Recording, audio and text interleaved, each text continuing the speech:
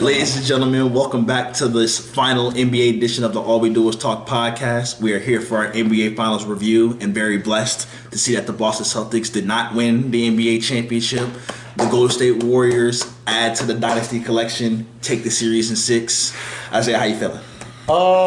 Happy that Boston lost. So happy that Boston lost, especially since they're using the players they got from the Kevin Garnett, Paul Pierce trade. Yeah, hang on, let me comment on that. Before we get into the built, not bought thing about super teams, just know that the Celtics and Warriors both use super teams to bring these teams, to make these teams.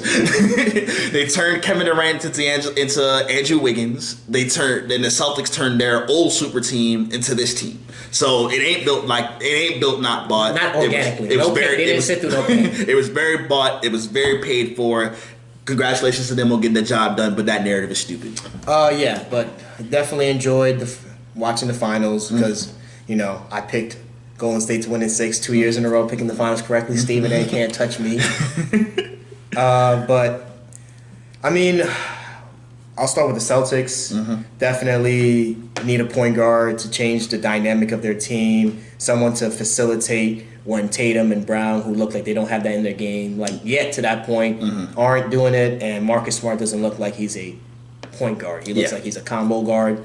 Jason Tatum and Jaylen Brown, too many turnovers. Too many. Jason just passing out of shots, and when he gets trapped, turnovers. And Jaylen Brown going left is automatic turnover. That's what it looked like during the NBA Finals. If he tries to go left, it's going the other way. Against Brooklyn, it was minor. That's a bad defense. But every round where he played a better defense and a better defense and a better defense, they just started shading him to go left, and it just got worse and worse. I thought Marcus Smart was meh. Yeah. Could have been better on defense. Not a DPOY type of effort. Yeah, and not dynamic. If they had Drew Holiday, like I was telling you, they would have won this series if they swapped Marcus Smart for Drew Holiday. I'll stand by that. Also, Al Horford played really good for them a lot. So they should have. I definitely thought they got the most out of him. The bench was terrible for Boston. Derek White and Grant Williams, Peyton Pritchard. Meh.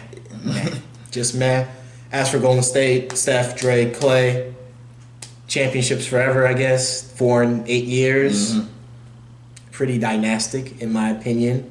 Putting them up there with the best winning groups of all time. Sorry, Bill Simmons. It's a dynasty. It's a dynasty. That's what we're in. We're in the era of the Warriors. But big shout out to Steph Curry finally getting the Finals MVP. Draymond Green winning his feud with Isaiah Thomas in the end. Klay Thompson just cooling like Klay Thompson do. And Andrew Wiggins for using this series to change the narrative on his career. Definitely. I'm in agreement with Isaiah with how happy I am and elated I am about the Celtics loss. We can all smile at that, thank God. But outside of the obvious hating that we're putting on the Celtics, they had a really good season. The finals, it just seemed like as the finals went on, the Warriors wore them down. They figured out how to use their youthful inexperience against them. It definitely starts with the top 3 players, the big 3 in Tatum, Brown, and Smart. Way too many turnovers, poor handling of the basketball. They all average over 3 turnovers a game. Tatum broke the playoff record for most turnovers in the playoffs. It was difficult. It was really difficult to see a team that built on defense and isolation scoring, but when you get to the highest levels of basketball in the conference finals and the NBA finals, when teams have been all year's worth of tape on you, scouting, you can see how you can get exposed. And I think even Udoka as a first-year coach got exposed because the game plan can't be drop coverage on Steph Curry.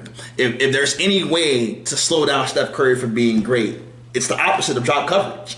And that's what he went out there and did repeatedly over and over again. He gave you the Doc Rivers iron changer, and whether you like it or not, and it got you beat. They did change it in Game 5. it was too late by then. When Andrew Wiggins went. What did I tell you? Like when PJ Tucker was guarding Kevin Durant last year in the second round. When he starts going off, it's too late.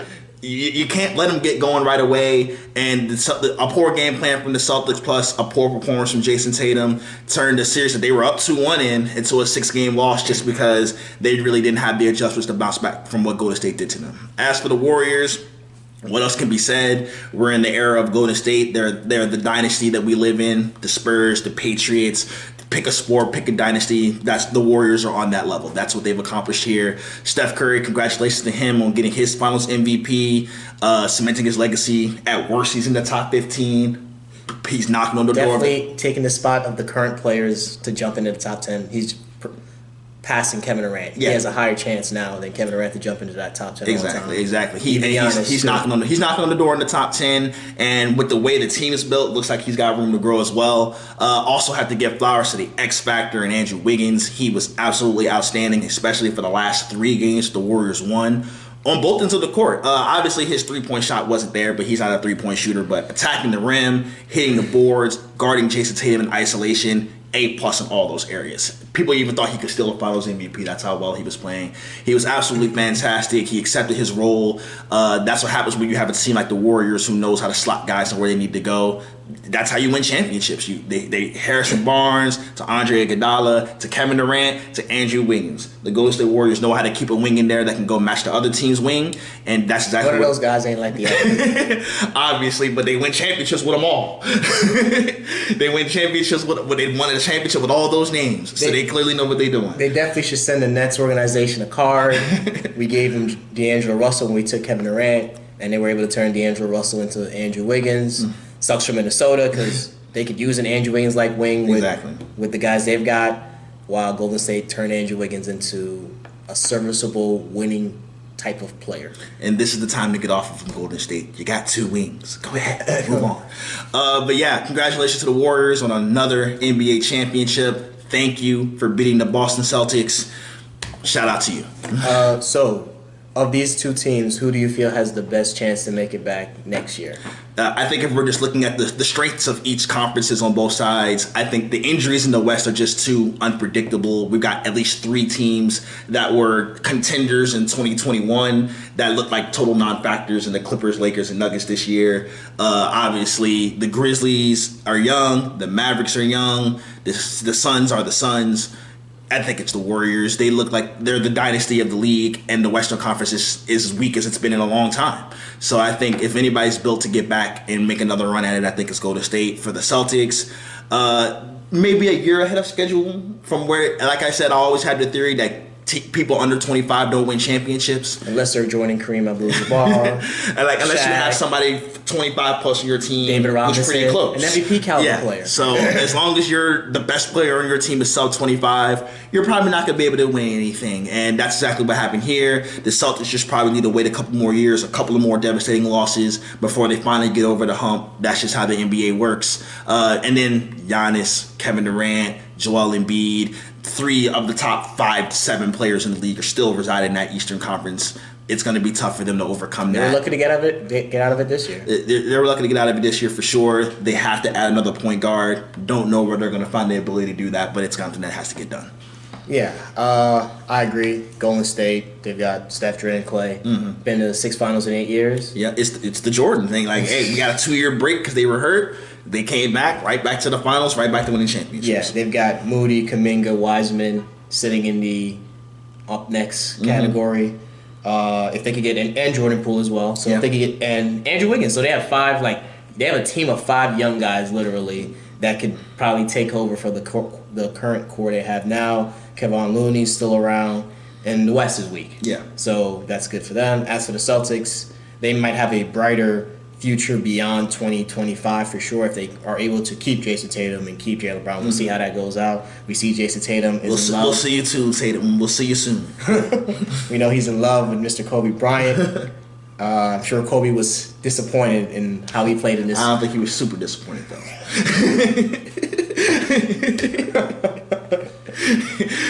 Yeah, okay. We can go text Kobe Bryant. But yeah, definitely Golden State would have they're the betting favorites to win the championship again. So yeah, definitely that. But Boston, it's tough because like you said, you've got Brooklyn and Philly who are trying to get some coaching and chemistry problems resolved over the offseason and some contracts. Yeah, all 3. Yeah, we've got Milwaukee who they've got Giannis, but Chris Middleton and Drew Holiday are a little bit more advanced in age and were never like elite players.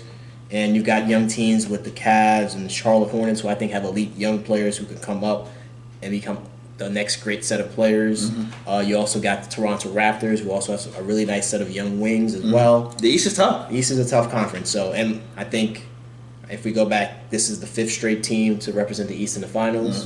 Got the Cavs. Different team, yeah. Yeah, Cavs, then followed by Toronto, Miami, Milwaukee. Milwaukee, and now this year Boston. So the East has been a toss-up for a few years now. So it's going to be tough. Now it's a really hard East. But thank you, Golden State. Yeah, well, once again, we just want to shout out Steph Curry and the Golden State Warriors for getting the job done here in the NBA Finals. Nobody needed to see the Celtics win, right, Isaiah? It just wasn't. It just didn't need to be seen from the viewing public. They could keep their one title in the last 50 years and keep banking on that. It's 40.